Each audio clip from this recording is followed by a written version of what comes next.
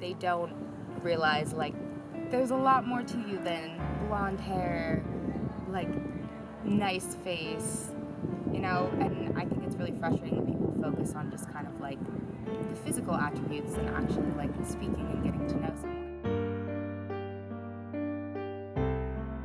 When you're young, you don't really recognize race or culture, ethnicity, you know, you're just having fun.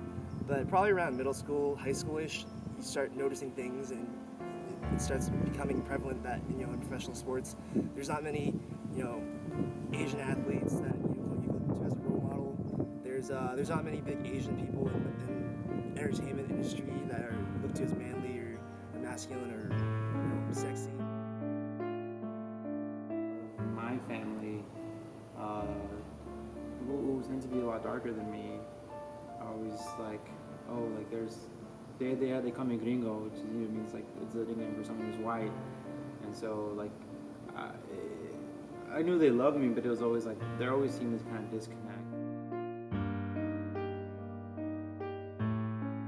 Other kids didn't really know. They would be like, "What are you?" and be like, "I'm mixed. I'm half white, half Filipino." And then they're like, "Oh, so you're a mutt."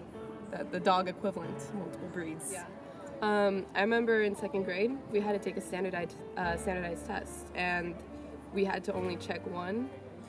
And as a kid, I started crying because I felt like I was picking one side of myself. I didn't want to pick my mom over my dad. Definitely, I wouldn't have articulated it as a kid, but white privilege. There was a lot of white privilege. I was just expected that I would go to college, that I would have a job, that I would have entry into certain sectors of society. There was never any question that I would be prohibited from those things. I had this realization one day that I was not white.